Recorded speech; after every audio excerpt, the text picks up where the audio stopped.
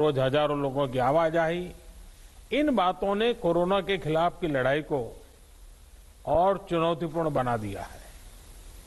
फिर भी हर देशवासी के संयम, अनेक जगहों पर प्रशासन की तत्परता और हमारे कोरोना योद्धाओं के समर्पण की वजह से हमने हालात को नियंत्रण से बाहर नहीं जाने दिया है। समय पर ट्रेसिंग, ट्रीटमेंट और रिपोर्टिंग, उसके कारण हमारे यहां संक्रमण से रिकवर होने वालों की संख्या लगातार बढ़ रही है। ये राहत की बात है कि आईसीयू और वेंटिलेटर केयर की जरूरत भी बहुत कम मरीजों को पड़ रही है। समय पर उठाए गए सही कदमों के कारण हम सभी इस बड़े खतरे का मुकाबला कर पाए हैं। लॉकडाउन के दौरान देश की जनता ने जो अनुशासन दिखाया है, उसने वायरस की एक्सपोनेंशियल ग्रोथ को रोका है। चाहे इलाज की व्यवस्था हो, हेल्थ इंफ्रास्ट्रक्चर हो, ट्रेन मैन पावर हो,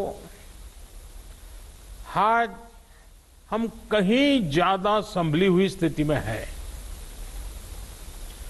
आप भी इससे परिचित है कि सिर्फ 3 महीने पहले पीपीई के लिए, डायग्नोस्टिक किट्स के लिए सिर्फ भारत में ही नहीं, दुनिया के अनेक देशों में हाहाकार मचा हुआ था। भारत में भी बहुत लिमिटेड स्टॉक था, क्योंकि हम पूरी तरह से इंपोर्ट पर डिपेंडेंट थे। आज स्थिति यह है कि पूरे देश में 1 करोड़ से अधिक पीपीई और इतने ही N95 मास्क राज्यों तक पहुंच चुके हैं।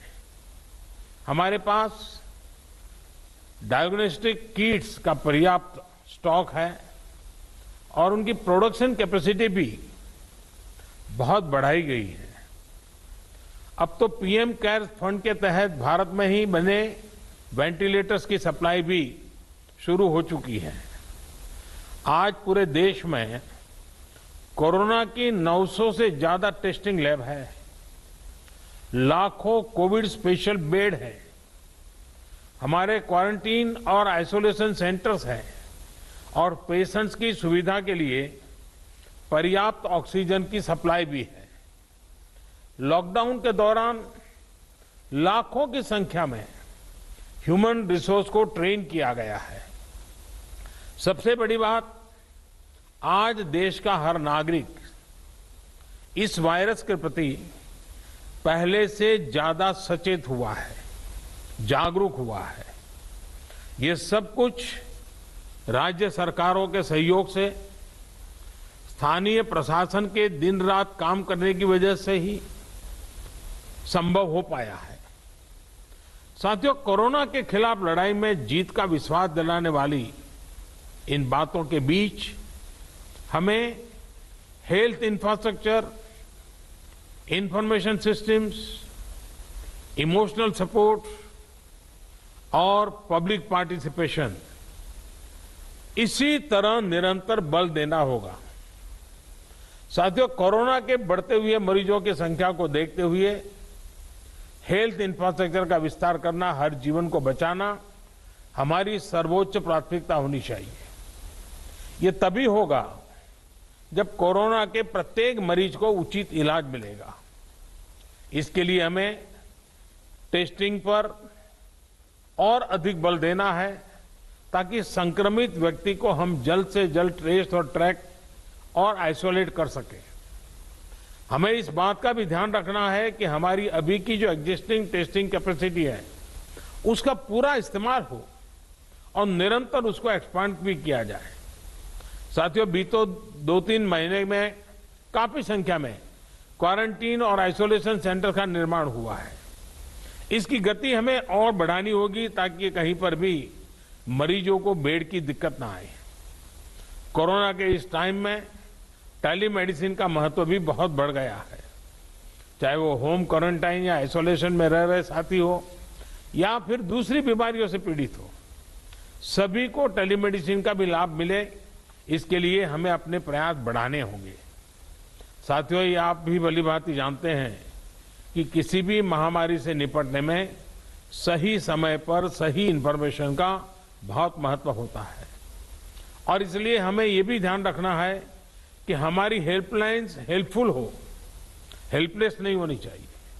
जैसे हमारी मेडिकल और पैरामेडिकल स्टाफ हॉस्पिटल में कोरोना से जंग लड़ रहे हैं, वैसे ही हमें सीनियर डॉक्टर्स की बड़ी टीमें तैयार करनी होगी जो टेलीमेडिसिन के माध्यम से बीमारों को गाइड कर सके, उन्हें सही इंफॉर्मेशन दे सके। इसके अलावा हमें यंग वॉलंटियर्स की फौज भी जुटानी होगी जो पब्लिक के लिए प्रभावी रूप से हेल्पलाइन चला सके।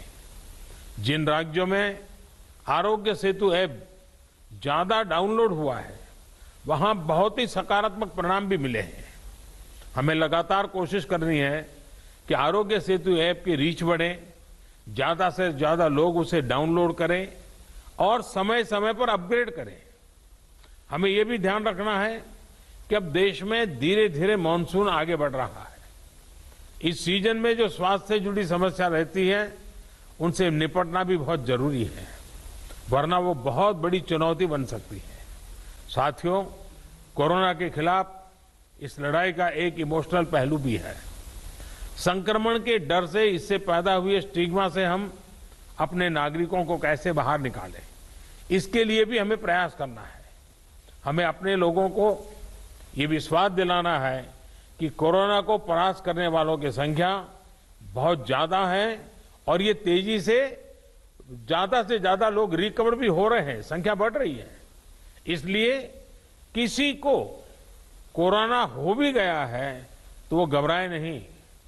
जो हमारे कोरोना वॉरियर्स हैं, हमारे डॉक्टर्स हैं, दूसरे हेल्थ वर्कर्स हैं, उनके लिए भी जरूरी सुविधाओं को सुनिश्चित करना हमारी प्राथमिकता में होना चाहिए।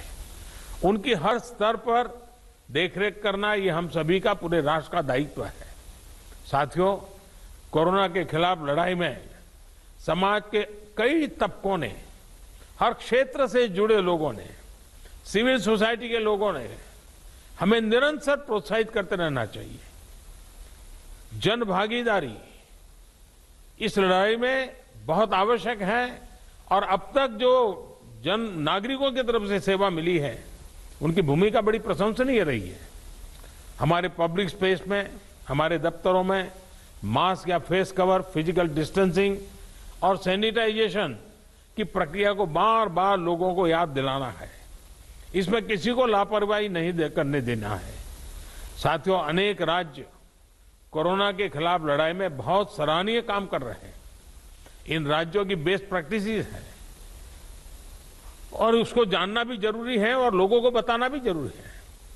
मुझे विश्वास है कि हर राज्य अपने अनुभव और अपने सुझाव यहां खुले मन से रखेंगे, जिससे आने वाले दिनों में एक बेहतर रणनीति बनाने में हम सभी को मदद मिलेगी।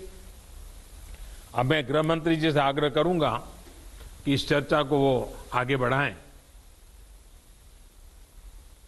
अब मैं महाराष्ट्र के मुख्यमंत्री प्रधानमंत्री ने बहुत साफ कहा कि आरोग्य सेतु आपके सकारात्मक परिणाम मिले हैं। उन्होंने ये भी कहा कि कोरोना की लड़ाई चुनौतीपूर्ण है, लेकिन हालात नियंत्रण से बाहर नहीं है। ट्रीटमेंट, ट्रेसिंग, रिपोर्टिंग की वजह से रिकवरी अच्छी हुई है। इसके साथ ही उन्होंने कहा कि समय पर उठाए गए सही कदमों के कारण खतरों का मुकाबला हम कर पाए। मास्क और किट बनाने में तेजी लाई गई। हमारे पास जांच किट का पूरा स्टॉक है।